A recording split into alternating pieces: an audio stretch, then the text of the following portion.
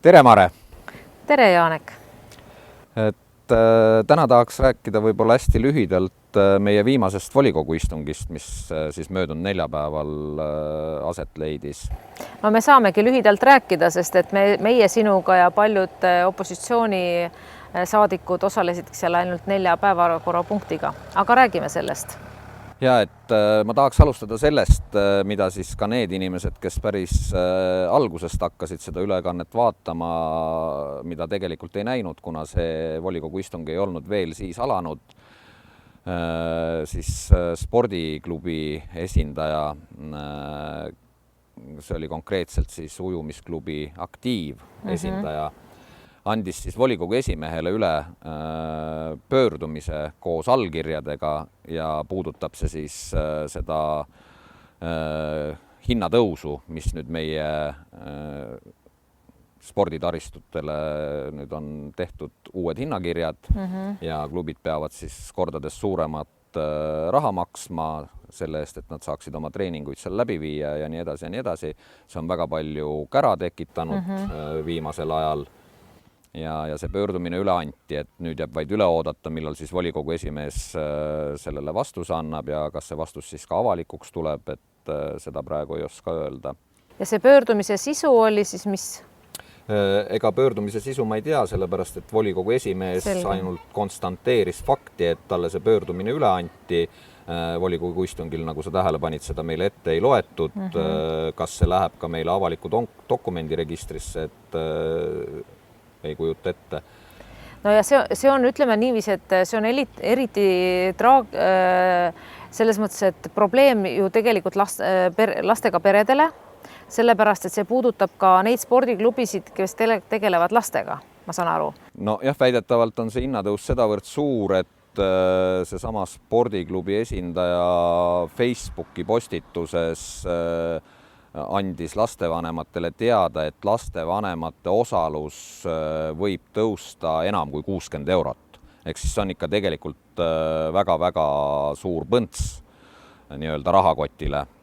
No aga siit jõuamegi edasi siis järgmise teema juurde, et samal ajal, kui tõstetakse spordiklubide rendihindasid ja lapsevanemad peavad suuremad summad välja käima, siis samal ajal tõstetakse meie linnavalitsuse palkasid, sest nüüd on siis volikogus 14 poolthäälega võeti vastu linnapea ja abilinnapeade palgatõus, mis teeb siis kokku 41 000 eurot aastas, mis on tegelikult päris märkimisväärne summa, kuigi seda seal volikogu istungil püüti väita, et see ei ole eriti suur summa võrreldes kogu linna eelarvega.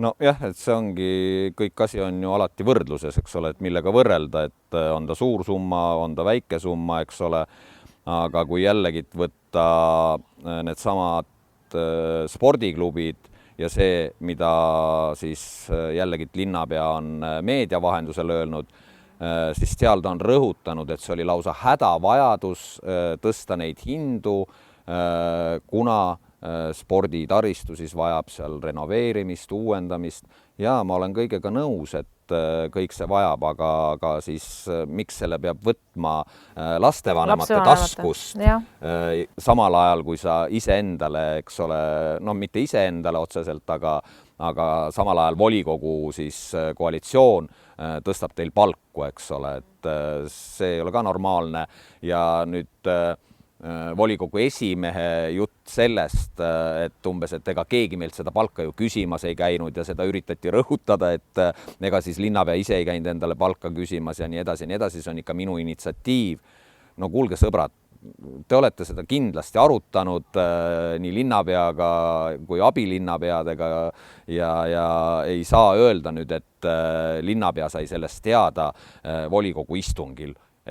Issand, milline üllatus, kas mul tõesti tahetakse nüüd töötasu tõsta? Ma korraks nüüd toon võrdlusena ka sisse, et see 41 000 on tegelikult umbes sama palju, kui saavad, nagu sa ise tegelikult välja tõid. Ma palun sul ka kommenteerida opositsioonisaadikud aastas kokku tasu, mis oli ka üks etteheide volikogu esimehe poolt, et miks opositsioonisaadikud on nõus selle palgatõusuga, mis tegelikult on seotud kõikide Eesti inimeste miinimumtöötasu tõusuga. Nii et kui volikogu saadikutel Kohtla-Järve linnas tõuseb töötasu, siis see tähendab, et tegelikult tõusis kõikidel Eesti elanikel ka see miinimumtöötasu.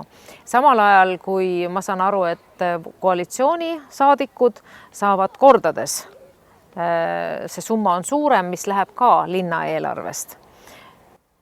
Jah, et see on lihtne arvutus, eks ole, et me saame hüvitist ja me teame, palju me saame.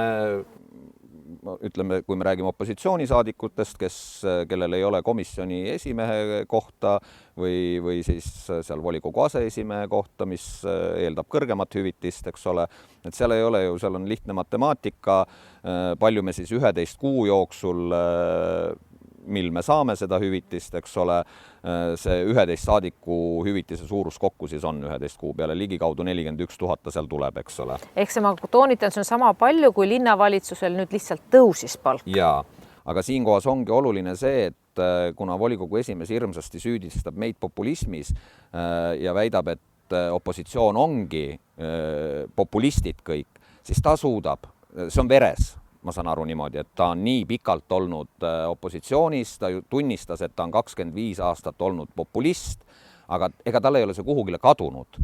Et see populism on tal ka koalitsioonis olles, kasutab ta tõsiselt populismi, süüdistades siis konkreetselt eites ette sinule seda, et sa nagu kuidagi ei erutu või ei tunne nagu muret selle pärast, et sinul kui volikogu liikmel on mitmeid kordi justkui või siis teistel volikogu liikmetel, kes on pikemalt volikogus olnud, on aastate lõikes siin mitu korda tõusnud see nii-öelda hüvitis, ta nimetas seda küll palgaks. Et vot see on nagu puhtalt populism, mida sa tahad, et inimesed kuuleksid, kuigi fakt on see, et mitte keegi ei taotle endale seda tõusu ja nii edasi, sellepärast, et selle hüvitise tõus on seotud miinimumpalgaga ja kui kõigil Eesti inimestel tõuseb miinimumpalk, siis tõuseb ka Kohtla-Järve volikogu liikmetel. Ise on volikogu liikmed 10 aastat tagasi selle sidunud miinimumpalgaga. Vot see on puhas populism, tuua välja ainult katke, et justkui jätta mulje, nagu me ise tahaksime tõsta endal ja siis hääletame iseenda selle palgatõusu poolt. Ja juhin tähelepanu, et sel hetkel oli volikogu esimees ise ju samamoodi volikogu liige, kui see aastal 2014 selline määrus vastu võeti. Ja siinjuures ma tahan ikkagi toonitada seda, et sina, Jaanek, tegid ju aasta tagasi tegelikult valmistasid ette eelnõu, kus sa tegid ettepaneku, et seni, kuni linn on väga keerulises rahalises olukorras, võiks tegelikult volikogu saadikutel mitte maksta hüvitist. Jaa, selle eelnõu me esitasime Restardi poolt ja siis tuli ilmsiks, et tegelikult mitte keegi volikogu liikmetest seda ei toeta. Igaüks erinevatel põhjustel, aga laias laastus, et seda ei toetatud. Ja tegelikult sai ka sellest arutatud seda teemat volikogu esimehega ja siis ka tema ütles, et ega ka nende fraktsioon seda kindlasti ei toeta. Ja ma isegi tegin selle eelnõu ümber ju lõpliku eelnõuna, et et need volikogu liikmed tulid teadmisega nende reeglitega, mis olid varasemalt kehtestatud, et me lähme nende reeglitega ka edasi, aga et siis see määrus oleks hakanud kehtima siis peale 25. aasta volikogude valimisi, et siis need, kes osutuvad valituks, et nendel siis seda hüvitist ei ole. Eks siis oleks nagu aru saada ka see, et kes läheb sinna raha pärast, kes läheb sinna missioonitundest ja kui nad ka sinna valituks osutuvad, siis neil on alati võimalik seda määrust jällegi muuta. See näitab ka üht-teist, eks ole, kas nad on valmis siis tegema seda ilma hüvitiseta või hüvitis. Aga jah, nii ta praegu on, et... No mina leian ka, et tegelikult väga kahju ongi, et võib-olla mitmed volikogu saadikud ma ütlen otseses mõttes istuvadki selle pärast, selle summa pärast võib-olla seal, et mina toetaks seda, et ei peakski võib-olla selle eest eraldi tasu maksma, aga mind just riivas see suhtumine, et nimetati seda populismiks, sellepärast, et mäletate meie poolt meie poolt toetatud linnavalitsus oli ju terve aasta töötas ja me kordagi, isegi omavahel mitte, ei arutanud seda küsimust, et linnavalitsuse liikmetel võiks palka tõsta. Ja siin nüüd on linnavalitsus, kes on töötanud vähem kui aasta ja juba on vaja tõsta palka ja seda õigustatakse veel sellega, et või kritiseeritakse pigem neid omavalitsusi, kes ei julge tõsta palka, näiteks Narva linnavalitsust ja nimetatakse seda ja ennast peetakse nagu kangelasteks ja öeldakse, et see on eriline julgus, kui sa julged tõsta palka linnavalitsusel, kellel tegelikult pole ühtegi saavutust ette näidata. Linnaelanike heaolu on ikkagi väga kehv.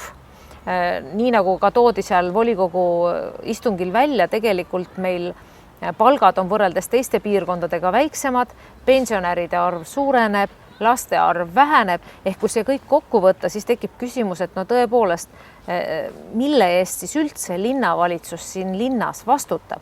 Kas on sisse toodud investoreid, kas on mingeid uusi projekte, et mis siis on tehtud selleks, et linnaelanike heaelu paraneks. Ja ma ei saa ikkagi mitte rääkida ka bussijaamast, kus inimesed on tulnud ka tänaval minu juurde ja on öelnud, et kas tõesti ka sel talvel me peame külmetama, et bussijaama asemel on lihtsalt tootepaviljon, mis on tegelikult ikkagi lausa häbiväärne nii suures linnas, nagu on Kohtla-Järve. Nõus kõigega, aga mina ütleksin lihtsalt repliigi korras seda, et tegelikult see otsus ei pea nõudma mitte mingit erilist julgust. Mina leian, et siin on erilise nahaalsusega tegemist. Et nagu sa ütlesid, eks ole, meil ei tulnud mõttessegi. Kujutad sa nüüd endale ette seda olukorda, kus Linderi linnavalitsuse ajal, kui mindi seda kärpeteed pidi, eks ole, et samamoodi hallatavates asutustes olid koondamised, tõmmati kokku, eks ole. Me teame, et see toimus igal pool ka raamatukogudes, eks ole, ja kultuurimajades ja igal pool, eks oli, olid need kärped ja kärped ja kärped. Ja kujutad sa ette, kui ma oleks kõigi nende kärbete juures tulnud välja sellega, et aga nüüd tõstame, tubli töö on tehtud, me oleme kõik lahti lasknud, et nüüd on võimalus palka tõsta. Täielik absurd. Aga praegu ongi just muutunud. nimelt see analoogne olukord, nagu oli Linderi ajal, kus kärbiti, püüti eelarvet tasakaalu saada, raha kokku hoida, ilma igasuguse palgatõusuta, sellepärast, et no ei saa niimoodi rallit sõita. Aga nemad kärbime, hoiame kokku, võtame hallatavatest asutustest raha ära ja tubli töö eest premeerime ennast siis nii-öelda kõrgema töötasuga. Et see on nagu jah, ja kuna sa juba nendest investoritest rääkima hakkasid, siis teadupärast siin mingid investoreid ju linnapea on meile kogu aeg lubanud tuua ja nüüd siis tuli siin avalikuks see, et mitte küll väga ametlik see kohtumine ei olnud, no vist ei olnud ta ka initsieeritud meie linnavalitsuse poolt, aga pigem ühe ettevõtja poolt, kes tegutseb siis, see on eraettevõte, ma saan aru, on olemas selline asutus nagu Sompa tööstuspark OÜ äkki või. Et endise siis kaevanduse territoorium on nende käes seal ja ta on siis nagu tööstuspargina. Ja sinna tahetakse midagi ehitada, rajada? Ma saan aru, et seal tahetakse hakata siis ladustama või komposteerima biojäätmeid ja siis ladustama pinnas, mingit saastatud pinnast, jah. Et aga selles mõttes, et kas selle on ka mingit avalikku arutelu, sa juba mainisid, et ilmselt mingi käputäis inimesi on kutsutud kohtumisele, aga tegelikult avalikku arutelu ei ole olnud, aga samas juba räägitakse detailplaneeringu tegemisest. Et tegelikult see on väga oluline teema. Ma arvan, et me peame selle teema tulevikus kindlasti sellega tegelema, täpsustama, uurima, võib-olla kohtuma inimestega, sest et see võib oluliselt kahjustada selle piirkonna ümber või ligituses asuvate elanike kinnisvara väärtust, nende tervist võib see mõjutada. Me ei tea tegelikult, missugused on need tagajärjed, et absoluutselt, kui kinnisvara ärimees soovib midagi ehitada, siis ta näitab seda pigem positiivsest küljest. Samas olen ka mina kuulnud, et tegelikult keskkonnamõjude hinnangut väidetavalt ei peagi sellele tegema, mis on eriti murettekitav.